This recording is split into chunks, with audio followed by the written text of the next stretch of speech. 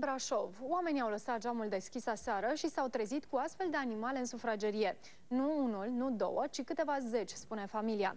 Amănuntă ne dă în direct de la Brașov Diana Bart. Te ascultăm, Diana.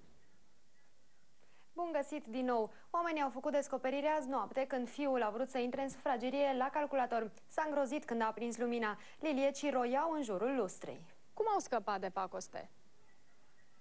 Păi nu prea au scăpat. Azi noapte au ferecat ușa sufrageriei, sperând că până dimineață musafirii nepoftiți vor pleca. Dar nici vorbă. Astăzi erau ascunși peste tot. Oamenii și-au chemat vecinii și au încercat să-i alunge. Nu cu prea mult succes. Au apelat și la autorități. Din păcate, li s-a răspuns că angajații Serviciului de Gospodărire a Animalelor nu sunt nici echipați și nici antrenați pentru astfel de intervenții.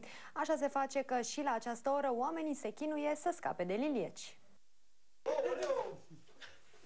Aveți grijă! Mamă! Gata, unul, hai!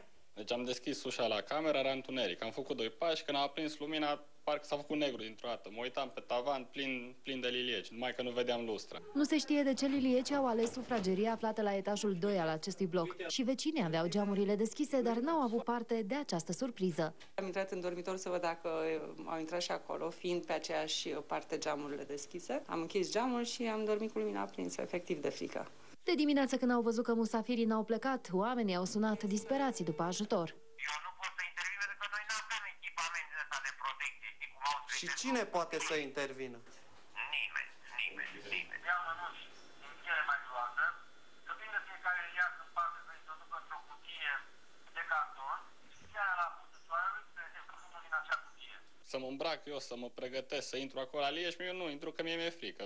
Mă mușcă, rabie. Afară seara să văd că sunt, dar în casă nu. N-am auzit niciodată.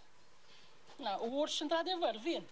Îi vedem că vin seara, dar lilieci în casă. Păi din ăștia micuți mai frecventează noaptea, câte unul pe aici pe acolo. Dar dacă au fost mai mulți, probabil că au găsit spațiul.